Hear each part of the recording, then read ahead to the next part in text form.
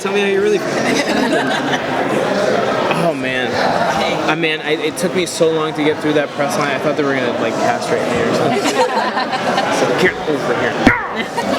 So was it hard for you, like knowing that your character like, just decided, hey, I don't have these powers anymore? It was, I wouldn't say it was hard for me as much as I would say it was weird.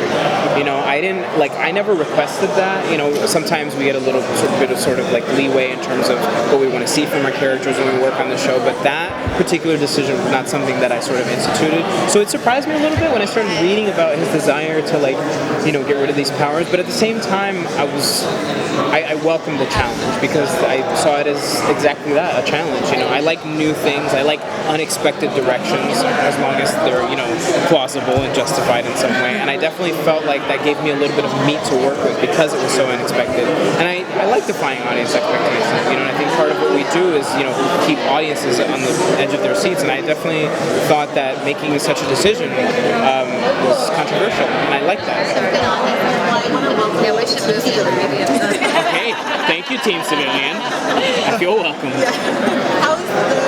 What is life like for Cisco now that he doesn't have to worry about doing the ride? Oh man, life is just peachy. I think he's kind of on top of the world because he's reaping the rewards of everything he's wanted. Of course, it took him quite a while to sort of figure out what he wanted, but obviously, as we all saw at the end of season 5, what he wanted was best encapsulated in him deciding to take the cure so that he wouldn't have to bear the burden of being Vibe and making his work life his personal life. I think something that was important for him in order to maintain sort of emotional stasis was to create a division between that work life and that personal life, which was emblemized in his relationship with Camilla Huang. So I think being able to cater to her and give her the attention that she needed and sort of keep those worlds separate was very important to him. And I think the decision to take the cure was definitely a big stepping stone for him. So you can definitely expect to see him in a very content place at the beginning of season 6. What else is kind of different in season 6? Well, I got some shitty talking points, so I'm gonna have to make up my own talking points right here. It's hard to say. There's basically Barry learned something that's critical, and that this is such a non-answer. I hate it, but we all learning his way of communicating that and relaying that, and everyone's sort of independent reactions to that. That's really sort of the meat of the conflict of the first half of the season, and that's something that I'm really interested in exploring, because usually we paint very broad, very primary colors in terms of how things take place, how people respond to it, how characters respond to it. But I definitely feel that everybody's responding to the sort of conflicts that arise at the beginning of season 6 in different ways, and that I think creates dimension and complexity and dynamics.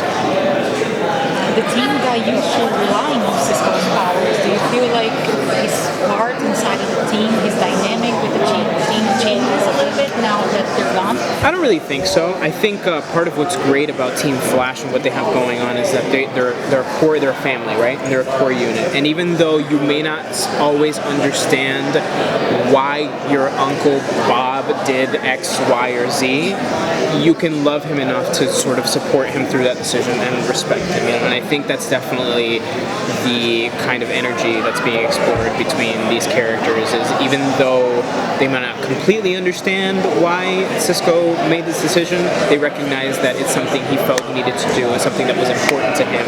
And Cisco can't be his best Cisco if he's not happy, and if carrying the burden of being the superhero is not making him happy, then obviously that had to go.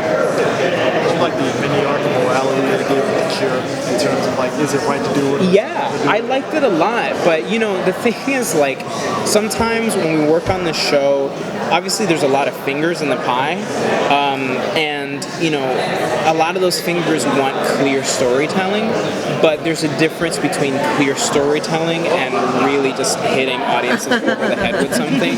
And so I definitely felt that there were times where like we sort of had to fight against that, because what I really loved about that was that it was something really like legitimate, and it wasn't like a really interesting plot point, but I didn't want it to like become this big thing that we just sort of like revisit over and over and over again, because it loses its value.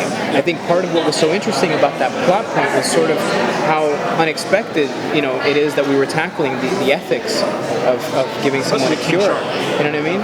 So yeah, so I thought that was really interesting, and I think we ultimately what we ended up exploring in the broadcast and everything like that. I think that was like a good balance of everyone's interests.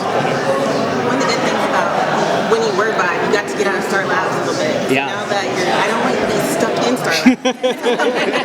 Are you going to get to go and explore, like maybe visit Vales and just be a citizen? Or? Well, that's the thing is, I think as Cisco's exploring, kind of how to balance his life a little bit more. I think when we follow Cisco through his own sort of plot points, you see not just how he helps the team and how that relationship develops, but also how his relationship with Camilla develops. So it's not just following him in the lab; it's also following him when he goes home after work, and he, when he punches out. You know what I mean? And he always clocks out at a certain point. Thank you. Thank you so much, guys.